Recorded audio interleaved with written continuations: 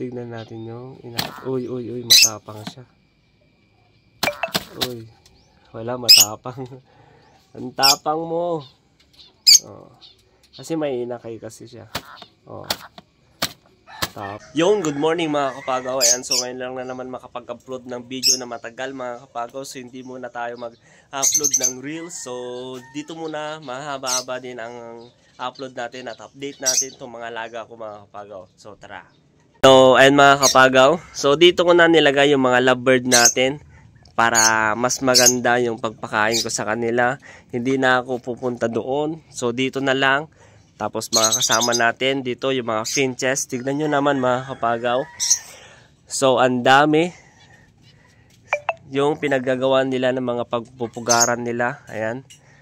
So di ko alam kung may mga itlog na sila or wala pa. Oops. Ayan, so dito wala pa. Tapos dito di ko alam kasi hindi ko makita. Ayan, so wala pa. So doon mga kapagaw. Ayan, tignan nyo nga naman oh. So ang dami. Ayan yung mga finches natin. Halo-halo yan mga kapagaw. Merong crested. Ayan, tingnan nyo. Ayan yung mga ulo nila. Ayan. Yung para may corona. Ayan. O, diba? So hindi ko alam kung may mga itlog na sila or wala pa. Ano? So ang dami ng mga crested natin. Ayan. Tapos yung lovebird natin dito mga kapagaw, di ko alam kung pumisa na. Ayan o. So malaki na yung inakay nila. Ayan, yung walang kulay pula, yung ulo. Yan yung second inakay nila. Ayan. Ayan yung lovebird natin o. Diba? Ayan yung una. Yan yung una mga kapagaw. May sing-sing na kulay black. Tapos ito naman, ayan, second. Ayan. Walang kulay pula yung ulo. Tapos di ko alam, yung isa kasi mga kapagaw nandun sa loob.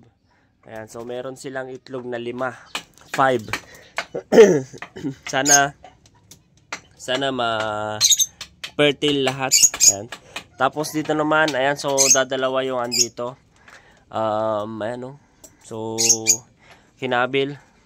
Ngayon away-away yung inakain breeder natin na bato-bato. Kaya ganyan yung ulo niya. Ayan o. So pinag-crossbreed ko yan. So medyo matagal na din. 2 weeks na andyan. Ayan. Tapos ito naman mga kapagaw. Yung crossbreed din natin na ayan o. Ayan. Yung ringneck dove.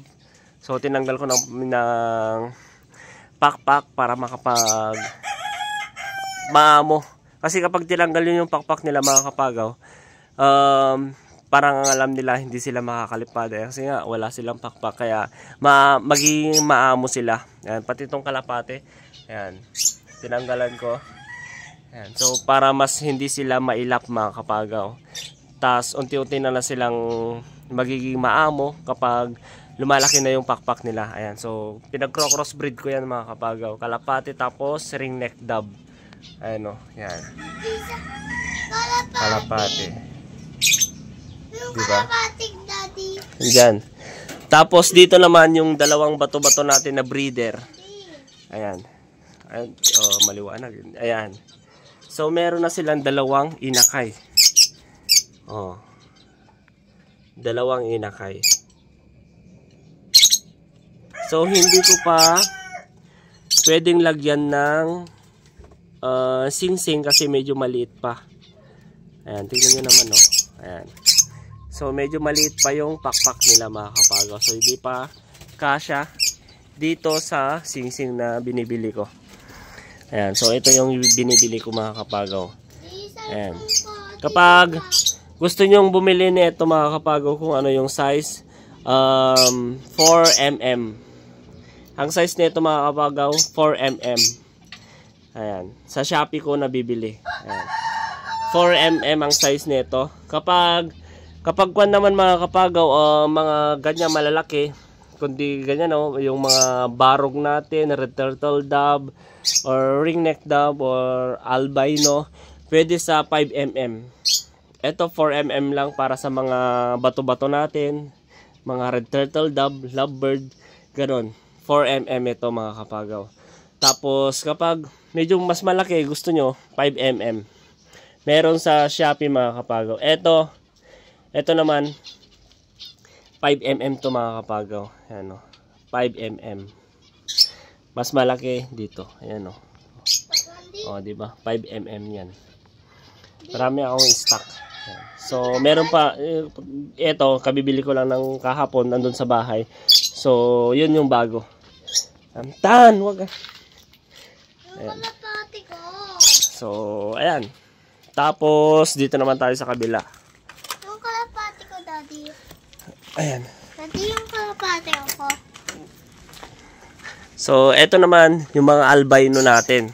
So, dito ko na nilagay kasi mas maganda siguro. Mas ma-hyper sila kapag nainitan sila mga kapagaw. Mas maganda yung katawan nila. Ayan. Kaysa doon, hindi sila naiinitan na arawan.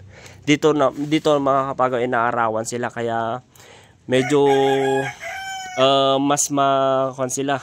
Tawag doon, masigla. Nakakapagbarako sila mga kapagaw. Ayan. Mga albino natin. Ayan, meron pa dyan. Tapos may nag-iisang spotted dove. Ayan. Baka sakaling meron siyang matipuhan na kulay puti na maging asawa. Ayan. Tapos dito naman yung red turtle dove natin na breeder. Ayan. So wala pa silang itlog. Yan yung matapang mga kapagaw na ginaganon ko.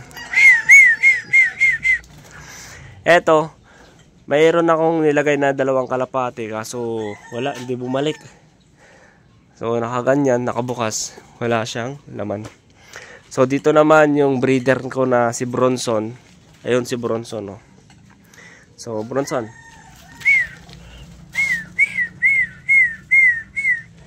Meron akong pinag-aasawa, yung dati niyang anak noon ay lumaki. Ayan. So yan yung pinag-aasawa ko siya muna mga kapagaw. Kasi yon yung dati niyang asawa, wala.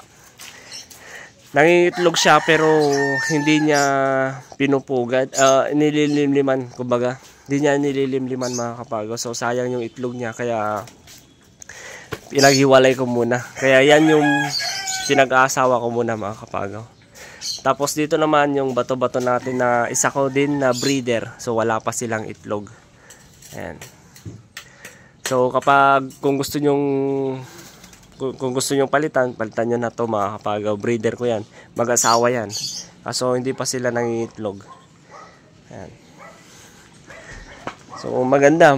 Gusto kong ibahin din yung mga alaga ko. Gusto kong baguhin. Ayan. Yung hindi wild sana mga kapagaw. Yung hindi tayo mahuli sa DNR kasi bawal to mga kapagaw. Ayan. Gusto kong hindi yung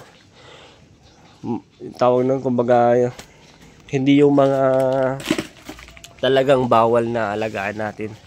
Ayan. Kung pwede yan. Eto, hindi to tayo mahuli dyan kasi kwan yan mga kapagaw. Talagang hindi yan endangered.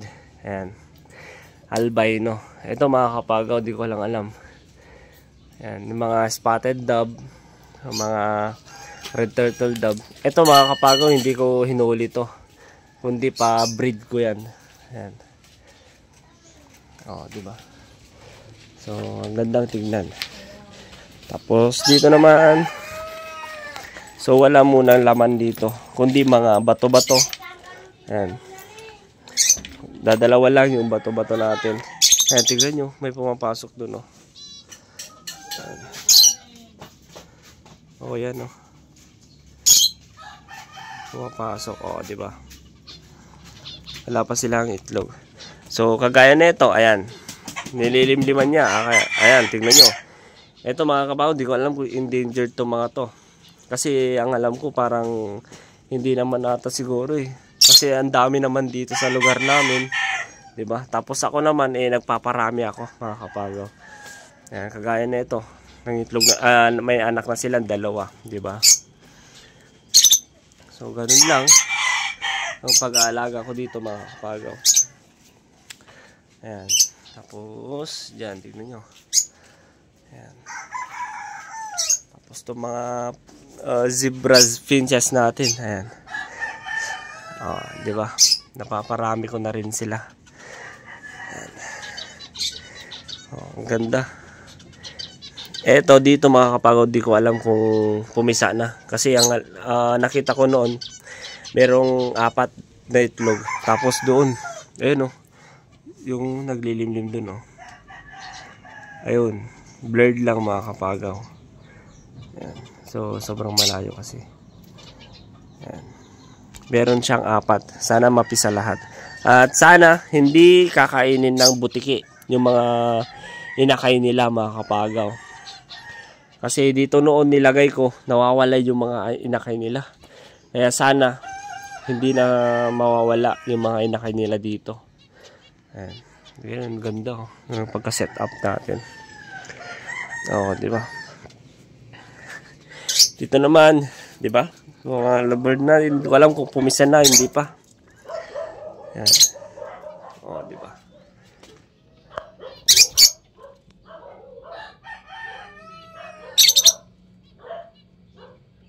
Yung bato-bato natin.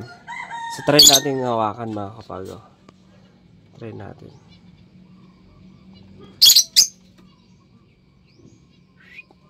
Uy, medyo mailap.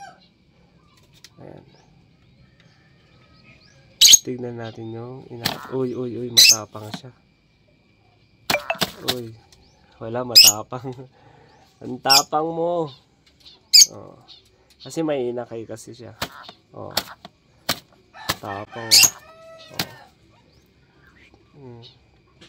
Tapang, diba? Maamoy yung mga, ayun yung asawa niya.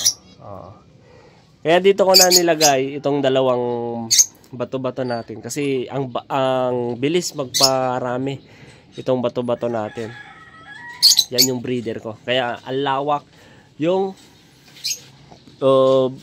pulungan nila mga kapagaw. Diba? Kung saan-saan na sila nangitlog. Andyan, dito pa rin yung pwesto niya. Lagi siyang dyan na nangitlog. Ayaw niya dito. Dyan. Ayaw niya dito mga kapagaw. Gustong-gusto niya dun Diba? Ayan, so yun lang mga kapagaw. Ayan, sana nagustuhan nyo tong panibagong video natin at upload. Ayan, sana don't forget to subscribe my channel. Sana lagi kayong manood sa aking YouTube. Ayan. So yun lang mga kapagaw.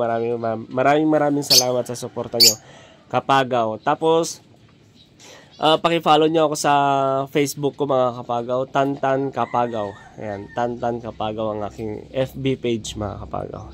Yun, salamat mga kapagaw.